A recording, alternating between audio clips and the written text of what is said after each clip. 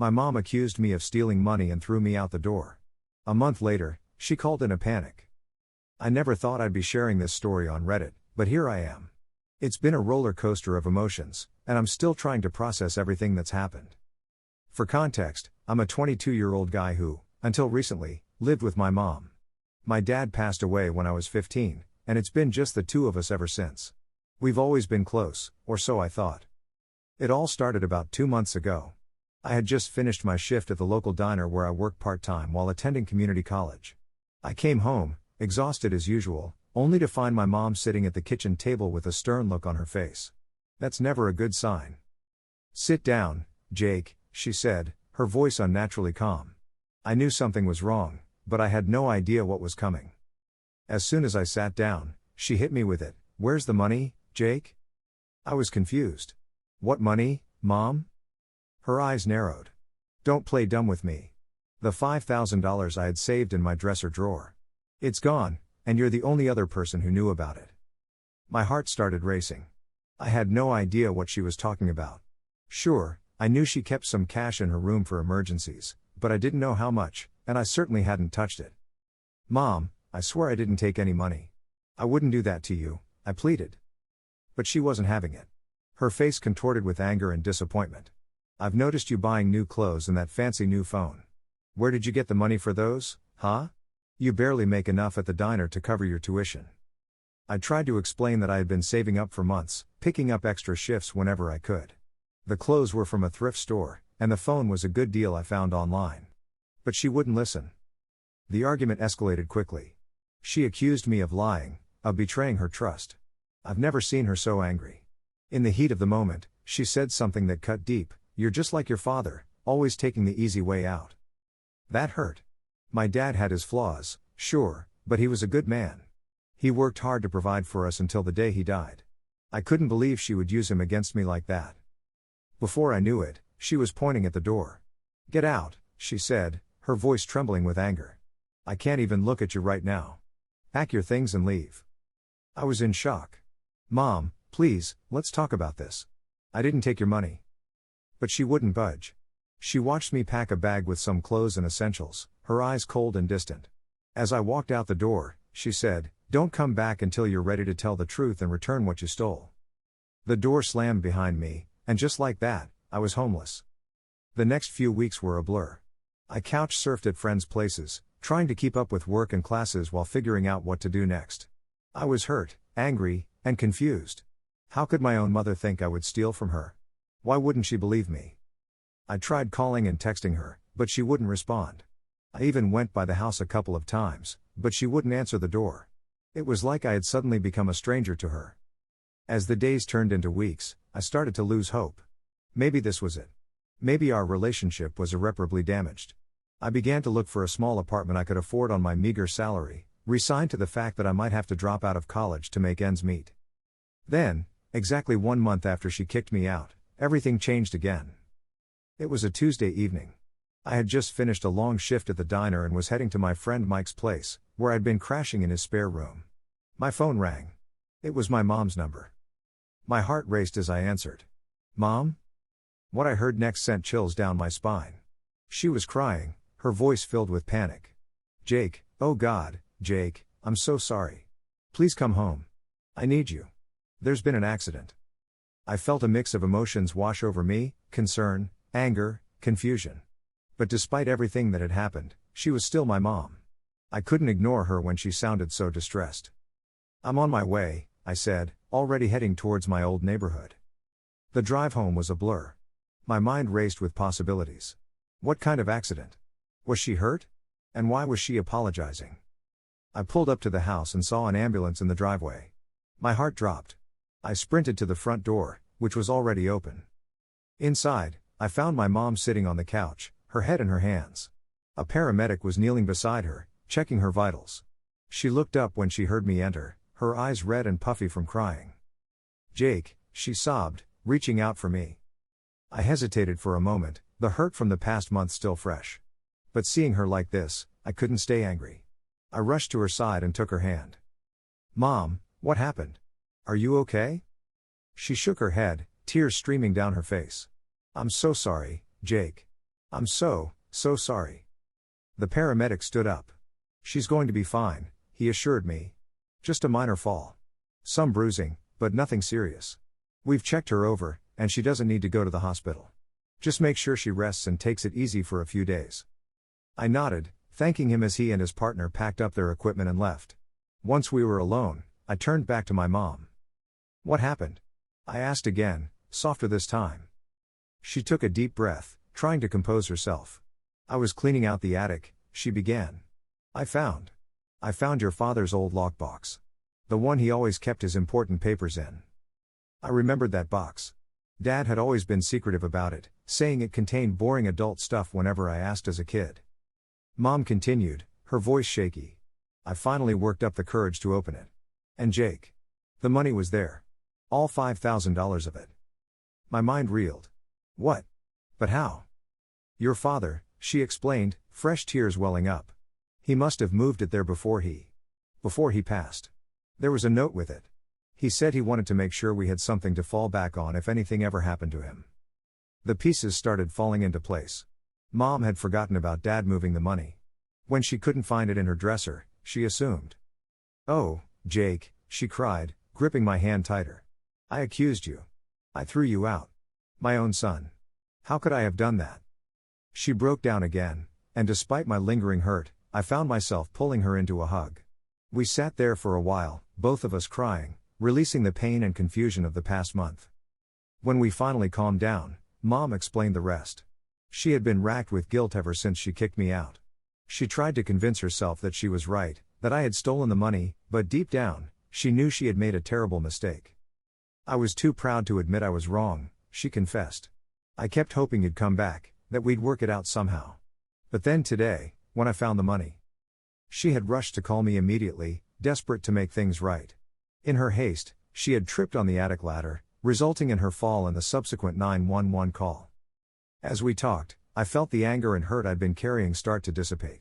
It didn't erase what had happened, but I could see how a misunderstanding, combined with stress and lingering grief over Dad's death, had led to this disastrous situation. I don't expect you to forgive me right away, Mom said, wiping her eyes. What I did was unforgivable. But I hope we can start to rebuild. I've missed you so much, Jake. I took a deep breath. I've missed you too, Mom. It's going to take time, but I want to work on this. We're family. We're all we've got. She nodded, a small, hopeful smile on her face. Why don't you go get your things? Come home, Jake. Please. I agreed, feeling a weight lift off my shoulders. As I drove to Mike's place to pick up my belongings, I reflected on everything that had happened. It had been a painful month, full of doubt and anger. But now, there was a chance for healing, for rebuilding the trust that had been broken. When I returned home, Mom had ordered my favorite pizza. We stayed up late into the night, talking about everything that had happened, about Dad, about our fears and hopes for the future. It wasn't perfect, there was still a lot to work through, but it was a start. As I lay in my old bed that night, I thought about how quickly life can change. One misunderstanding had nearly torn our family apart. But in the end, the love and connection we shared proved stronger than the hurt and mistrust. I drifted off to sleep, feeling grateful for second chances and the power of forgiveness. Tomorrow would be the first day of rebuilding our relationship, stronger and more open than before. But little did I know, this was just the beginning of a much larger story, one that would uncover long-buried family secrets and change our lives forever. The next morning, I woke up feeling both relieved and anxious. The familiar smell of coffee wafted through the house, a comforting reminder of countless mornings before the fallout. I found Mom in the kitchen, 2 mugs already set out on the counter. Morning, Jake, she said, a tentative smile on her face. Did you sleep okay? I nodded, accepting the offered coffee. Yeah, better than I have in weeks. We sat at the kitchen table, the silence stretching between us. There was still so much unsaid, so much to process. I called your work and the college, Mom finally said. I explained that there had been a family emergency and asked if they could excuse your absences. They were very understanding. I felt a wave of gratitude wash over me. It was a small gesture, but it meant a lot. Thanks, Mom. That helps a lot. She reached across the table, gently placing her hand on mine. It's the least I could do. Jake, I know saying sorry isn't enough. I want to make this right. I took a deep breath. I appreciate that, Mom. But I need to know. How could you think I would steal from you? After everything we've been through together? Mom's eyes welled up with tears. I've been asking myself the same question. I think I've been holding on to a lot of fear and anger since your father died. I was so scared of losing everything, of not being able to provide for you. When I thought the money was gone, all those fears came rushing back. She paused, collecting herself. But that's no excuse. I should have trusted you, should have listened. Can you forgive me? I felt my own eyes stinging. I want to, Mom. I really do. But it's going to take time. She nodded, understanding. Take all the time you need. I'm just glad you're home. As we continued talking, I realized there was still something bothering me. Mom, what exactly was in Dad's lockbox? Besides the money and the note, I mean. A shadow passed over her face. There were some papers. Old photos. Things I haven't looked at in years. Can I see them? I asked, curiosity piqued. She hesitated but eventually nodded. Of course. They're your father's things too. You have a right to see them. We spent the afternoon going through the contents of the lockbox. There were photos of Mom and Dad when they were younger, before I was born. They looked so happy, so carefree. It made me realize how much the stress of raising a family, of making ends meet, had weighed on them over the years. But it was a bundle of letters, tied with a faded ribbon, that caught my attention. They were addressed to Dad, but the return address was unfamiliar. What are these? I asked, holding them up. Mom's face paled. I don't know. I've never seen those before. With shaking hands, I opened the first letter. As I read, my eyes widened in shock. Mom, I said, my voice barely a whisper. I think Dad had a brother. Her head snapped up. What? That's impossible. Your father was an only child. But as we read through the letters, the truth became undeniable. Dad had an older brother named Thomas. They had been separated as children when their parents divorced. Thomas had been raised by their father, while Dad stayed with their mother. The letters detailed Thomas's attempts to reconnect with Dad over the years. Some were full of hope, others tinged with sadness and frustration. The last one was dated just a month before Dad died. Why would he keep this a secret? I wondered aloud, still trying to process this revelation. Mom shook her head, looking as stunned as I felt. I don't know. We never really talked about his family. He always said it was just too painful. As we continued to dig through the box, we found more surprises. There were legal documents, including a deed to a small piece of property in a town a few hours away. Dad had never mentioned owning any property besides our house. There's so much we didn't know, Mom said, her voice filled with a mix of sadness and wonder. So much he kept from us. I nodded, still trying to wrap my head around everything. What do we do now? Mom was quiet for a moment, then straightened her shoulders with a determined look. We find out the truth. All of it. We owe it to your father.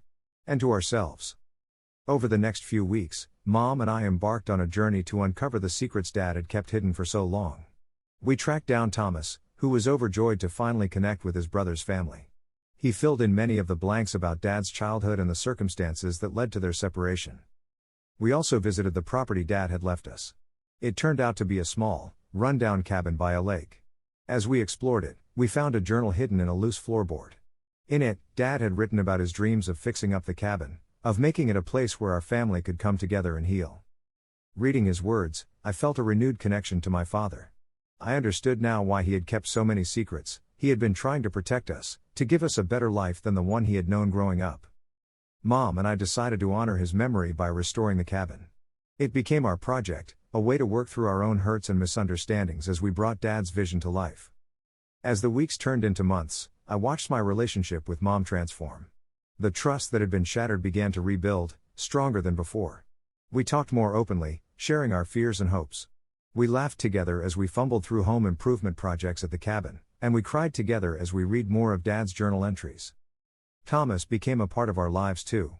He had a wealth of stories about Dad's younger years, painting a picture of a side of him we had never known.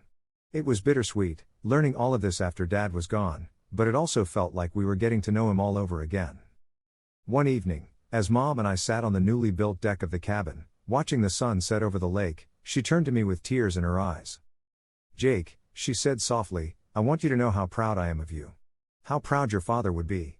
You've shown such strength and forgiveness through all of this. I felt a lump form in my throat. Thanks, Mom. I'm proud of us too. We've come a long way. She nodded, squeezing my hand. We have. And we still have a long way to go. But we'll do it together. As I looked out over the peaceful lake, I reflected on the incredible journey we had been through. What had started with a misunderstanding and a painful separation had led us to uncover long-buried family secrets, forge new connections, and ultimately, grow closer than ever before. I thought about how easy it would have been to let anger and hurt drive us apart permanently. But by choosing forgiveness and understanding, we had not only saved our relationship but discovered a whole new chapter of our family story. The sun dipped below the horizon, painting the sky in brilliant shades of orange and pink. In that moment, I felt a sense of peace wash over me. Whatever challenges life might throw our way, I knew that Mom and I could face them together. As we sat there in comfortable silence, I couldn't help but think that maybe, just maybe, Dad was looking down on us, smiling at the family he had always dreamed we could be. Epilogue. It's been a year since that fateful day when Mom called me in a panic. So much has changed, yet in many ways, things have come full circle. The cabin is now fully restored, a testament to Dad's dream and our hard work. We spend most weekends there, often joined by Thomas and his family. It's become the gathering place Dad always envisioned, filled with laughter, love, and the occasional heated game of Monopoly. Mom and I are closer than ever. We still have our disagreements, but we've learned to communicate better, to listen and understand each other. The trust we've rebuilt is stronger for having been broken and mended. I'm back in college, more determined than ever to make something of myself. Mom's been supportive every step of the way, even taking on extra shifts at her job to help with tuition. I've told her not to, that I can manage, but she insists. It's what family does, she says. We've started a tradition of going through Dad's journal together, reading an entry each night. It's like having a piece of him with us, guiding us through the good times and the bad. We laugh at his corny jokes, cry at his hopes for our future, and marvel at the depth of his love for us. Thomas has become an integral part of our lives. He's the uncle I never knew I had, full of stories and advice. He's helped us understand Dad better, filling in the gaps of his past. It's bittersweet, getting to know this side of Dad after he's gone, but it's also healing in a way I never expected. As for the money that started it all, we decided to use it to start a small scholarship fund in Dad's name at the local community college. It feels right, using it to help others the way Dad always wanted to help us. Looking back, I'm amazed at how a single misunderstanding nearly tore us apart, and how facing that conflict ultimately brought us closer together. We've learned that family is more than just the people you're related to, it's the people you choose to forgive, to understand, to love unconditionally. Our story isn't perfect. We still have our struggles, our moments of doubt. But we face them together now, stronger for having weathered the storm. Our journey isn't over. In many ways, it feels like it's just beginning. But whatever comes our way, I know we'll face it as a family, stronger, wiser, and more united than ever before.